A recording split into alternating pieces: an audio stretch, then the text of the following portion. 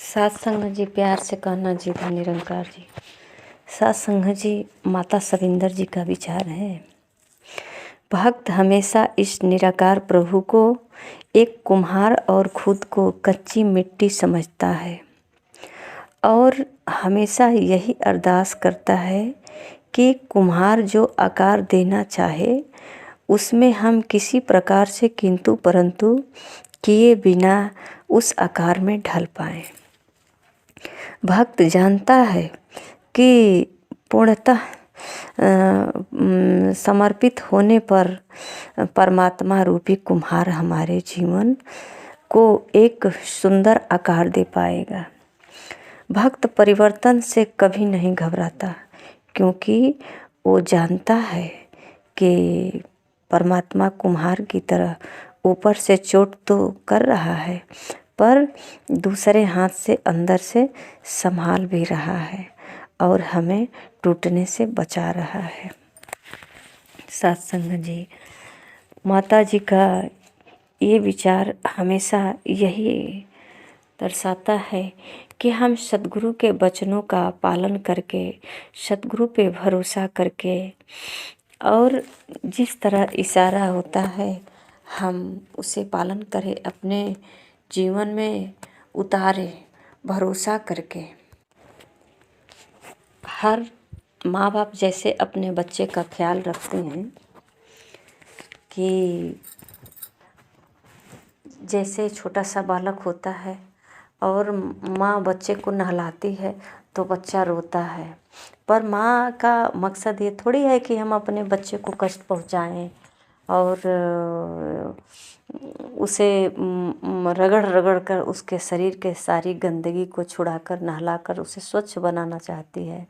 पर बच्चा फिर भी रोता है क्योंकि वो समझ नहीं पा रहा कि माँ हमारे ही भलाई के लिए, हमारे ही स्वच्छ रखने के लिए ऐसा कर रही है। सत्संग जी इसी प्रकार सतगुरु भी अपने शिष्य, अपने भक्त को ऐसा ही करता है। सत्संग जी उसे कुछ बनाना है तो सत्संग जी थोड़ा कष्ट महसूस हो रहा है तो उस कष्ट को हम यही समझें कि ये कहीं ना कहीं हमारा निखार हो रहा है। या सत्संग जी हम हर तरह से देख रहे हैं कि सोने को भी आकार देना होता है तो उसको पहले गलाया जाता है, या पुराना आकार है तो उसको मिटाया जाता है, फिर नया आकार दिया जाता है। तो सत्संग जी इसी प्रकार ये सृष्टि का रचना भी कुछ इसी तरह से है। और सत्संग जी सतगुरु हमें जो है हमेशा सजग ही करता है, सचेत करता है कि उठो जागो और सजग हो जाओ। ये सत्संग जी एक और उदाहरण है पत्रिका में कि अब अगर छोटे बच्चे को दवा देना होता है तो दवा कड़वा होता है, बच्चे नहीं निगल पाता है तो माँ बाप उसके पसंदीदा मिठाई में भर कर देते हैं और वो बच्चे कहीं ना कहीं जा कर के मिठाई तो खा जाता है और उसमें से दवा की गोली निकाल कर फेंक देता है। उसी प्रकार सत्संग जी आज संसार में भक्तों की है। सतगुरु तो हमें हर तरीका अपना लिया कि किस तरह से भक्त को उसके मानव जीवन का कल्याण करना है, किस तरह से इसके जीवन को सजाना है। पर कहीं न कहीं मानव अपनी चतुराई से, अपनी बुद्धि से, छल से, कपट से ये भक्ति में भी एक ऐसा आडंबर या मनोरंजन का साधन बना दिया है। इसमें भी मनोरंजन करने लगता है, इसको भी अपने हिसाब से भक्ति करने लगता है। सत्संग जी जो सतगुरु के द्वारा ज्ञान प्राप्त होता है, जिसके जीवन में सतगुरु है वो सतगुरु के इशारे के अनुसार करता है, वो सतगुरु के बताए हुए मार्ग पे चलता है। अगर सतगुरु कहता है कि दिन है तो दिन है, रात है तो रात है, क्योंकि ये जो है जो रोशनी जल जाती है ब्रह्म की रोशनी जिसके अंदर जल जाती है उसके लिए दिन और रात एक समान हो जाता है। साथ संगत जी, ये तो संसार में हम रात और दिन जो है अंधेरा और रोशनी प्रकाश ढूंढते हैं, पर जो जीवन में रोशनी आ जाती है उस रोशनी के आगे ये रोशनी का कोई वो नहीं है। ये तो वो तो जीवन प्रकाशित हो जाता है। तो हर समय सोते जागते दिन रात हर समय जो है प्रकाशित रहता है।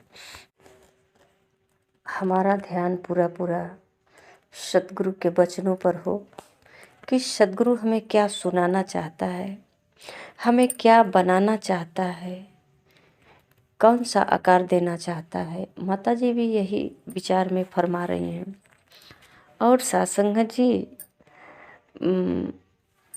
भक्त हमेशा अपने सद्गुरु को ध्यान में रख कर के आनंद में डूबा रहता है, जिसको कहते हैं एक रस। और सासंगत जी, सुख तो हम प्राप्त कर सकते हैं कुछ क्षण के लिए, धन कमा लेंगे और कहेंगे बहुत सुखी हैं, पर आनंद सासंगत जी इस दौलत से नहीं है। ये आनंद जो है परम आनंद, ये आनंद और सुख में अंतर है। आनंद तो हमें तभी मिल सकता है जब दैवी गुण अंदर आ जाए, और ये दैवी गुण तब आएगा जब हमें सतगुरु के द्वारा निराकार पार ब्रह्म परमेश्वर का दीदार होगा। हमें मूल का पहचान होगी। सत्संग जी, सबसे जड़ है मूल। हमें जब मूल की पहचान हो जाती है तो सत्संग जी इस संसार में प्रभु परमात्मा निराकार से जुड़ना है। और हम चाहते हैं कि हमारा जीवन हर समय आनंदित रहे, शाश्वत आनंद का प्राप्त करें। तो सत्संग जी माता जी कहती हैं कि निरोल अवस्था को निरंतर कायम रखने के लिए प्रभु इच्छा को सर्वोपरि मानना होगा, तभी भक्ति मार्ग पर चलते हुए आनंद की अवस्था को प्राप्त किया जा सकता है। सत्संग जी, जब हम इस निराकार प्रभु परमात्मा से जुड़ जाते हैं तब भक्ति का एक ऐसा रंग हम पर चढ़ जाता है जिससे कि सदैव ही आनंद की अनुभूति प्राप्त होती है। इस आनंद में भक्त इस प्रकार से तल्लीन रहता है कि फिर किसी के बुरे शब्दों का व्यवहार का उस पर कोई प्रभाव ही नहीं पड़ता, क्योंकि वह भक्ति द्वारा आनंद की अवस्था को प्राप्त कर चुका होता है। सत्संगत, भक्ति के रंग में खुद को रंग कर ही जीवन को आसान बनाया जा सकता है। इसके लिए यह आवश्यकता नहीं कि घंटों घंटा ध्यान लगाकर बैठकर ही भक्ति किए जाए या रोजाना लंबे समय तक पूजा की जाए। सद्गुरु माता सुदीक्षा जी महाराज समझाती हैं कि ब्रह्म ज्ञान की प्राप्ति के उपरांत हृदय से जब भक्त और भगवान का नाता जुड़ जाता है तभी वास्तविक रूप में भक्ति का आरंभ होता है। हमें स्वयं को उसी मार्ग की ओर अग्रसर करना है जहाँ भक्त और भगवान का मिलन होता है। भक्ति केवल एक तरफ प्रेम नहीं है, यह जो है भगवान अपने भक्त के प्रति अनुराग का भाव प्रकट करते हैं, वही भक्त भी अपने हृदय में प्रेमा भक्ति का भाव रखते हैं। सत्संग जी, इस ज्ञान प्राप्त करने के बाद तो सत्संग जी ऐसे ऐसे भक्तों का मिसाल देते हैं कि भक्त और भगवान में कोई अंतर ही नहीं रहा, भक्त को ही ढूंढते रह गए। ये जैसे मीरा जी हैं, कबीरा जी हैं, सेवरी जी हैं, सत्संग जी, ये भगवान में बिल्कुल लीन है। ये कहते हैं कि मीरा और कृष्ण में अंतर नहीं, और माता सेवरी और राम में अंतर नहीं। इसीलिए तो वो जो है झूठा बैर खिला रही हैं और एक ही हैं। राम सब में है, सेवरी में भी है, और राम जो शरीर में रूप में बैठे हैं एक ही राम है। और साथ संगत जी, दुनिया की नज़र में ये लगता है कि सेवरी माता अपने मुख से चख करके भगवान राम को खिला रही हैं, पर स्वाद तो पहले ही ले रहे हैं। साथ संगत जी, जो गुरु के द्वारा परमात्मा की पहचान करके भक्ति करता है उसका जीवन इसी तरह से सुखमय हो जाता है और भगवान को श्रद्धापूर्वक सब में राममय महसूस करते हैं और सेवा सत्कार करते हैं, अपने जीवन को बिल्कुल सहज बना लेते हैं। चाहे कहीं भी रहे, उनकी अवस्था एक ऐसा होता है जिसमें आनंद ही आनंद मिलता है। साथ संगत जी, माता जी का एक विचार है कि एक दलदल में अगर कोई इंसान गिरा है और उसको 100 हाथ भी अगर मिले तो उसको अपना एक हाथ तो बाहर खुद ही निकालना होगा कि कोई बाहर खींच ले। अगर हम अपने आप को ही सुधारना नहीं चाहेंगे, अगर हम यही माने कि हम सर्वश्रेष्ठ हैं, हमसे उत्तम और कोई नहीं है, तो फिर तो हम सुधरने वाले नहीं हैं।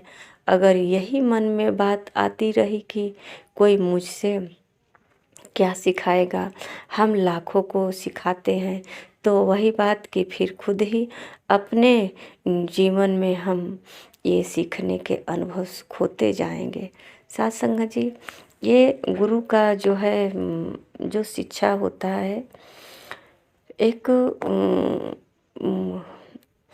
जो बात है कि जीवन में शिक्षा रूप की, तो वो सिर्फ पढ़ाई लिखाई या बातों तक नहीं, अक्सर समाज में भी रहकर वो चाहे परंपरा से सीखे जाते हैं, वो चाहे एक बात जो पीढ़ियों तक जाती है वो भी सीखना मुबारक है। साथ ही वहाँ समझकर एक सवाल उठाने भी ज़रूरी है कि धुआं अंधाधुन सिर्फ एक ने कह दिया और वो प्रथा की तरह बनती गई, तो उसमें जो अच्छाई है तो वो कार्य ही किया जाए, वरना तो एक दहेज के साथ जो सती रूप या अनेकों और भयानक रूप एक समय समाज में थे, तो कैसे उन्हें समाज से हटाने की ज़रूरत पड़े। समाज के प्रति भी सेवा की जो ठीक नहीं है, फिर हर एक का कर्तव्य है कि उसको ठीक किया जाए।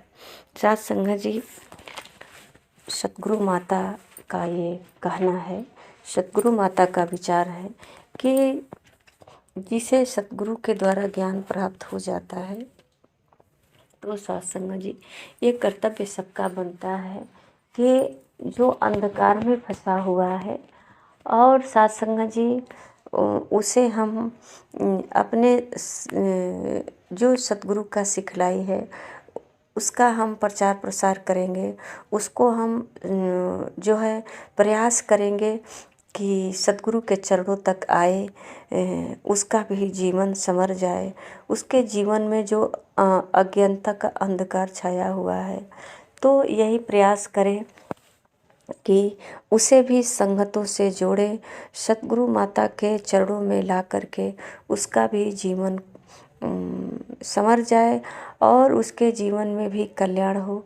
साथ संगत जी, ये संसार जो है अज्ञानता के अंधेरे में बहुत सारे जो है कठिनाइयों का सामना कर रहा है। साथ संगत जी, करता तो सभी लोग हैं भक्ति भजन, पर साथ संगत जी ये भक्ति भजन भगवान का ही कर रहे हैं और सब लोग कर रहे हैं, पर साथ संगत जी विश्वास नहीं हो पाता है कि हम जो कर रहे हैं, जैसा कहा जाता है कि भगवान को मानते हैं, भगवान की नहीं मानते हैं। और साथ संगत जी हम पूजा पाठ तो अपने हिसाब से बहुत कुछ रच लेते हैं कैसे करना है, पर जो शास्त्रों में लिखा हुआ है हमारे ऋषि महर्षि या आदर्शों का जो शब्द है उसको हम न समझ पाते हैं न उस पर हम कर्म कर पाते हैं। तो साथ संगत जी हम जो भी कर रहे हैं उस पर विचार कर सकते हैं, और जो शास्त्र है जो धार्मिक किताबें हैं उसको पढ़ते हैं तो उसमें क्या लिखा है उसको पढ़ करके ये क्या कह रहा है, कोई इशारा दे रहा है कि कुछ करना है और कैसे करना है, तो साथ संगत जी शायद कुछ बात बन सकती है। पर साथ संगत जी शायद ही बन सकती है, बिना गुरु भवनिधि तरहि न कोई, जो विरंच शंकर सम होई। साथ संगत जी चाहे कुछ भी बन जाए, ब्रह्मा बने या शंकर बने, पर साथ संगत जी बिना गुरु का कोई पार नहीं उतर सकता है। तो हम गुरु के चरणों में आकर के ही भक्ति का शुरुआत करें। साथ संगत जी प्यार से कहना जी, धन्य निरंकार जी।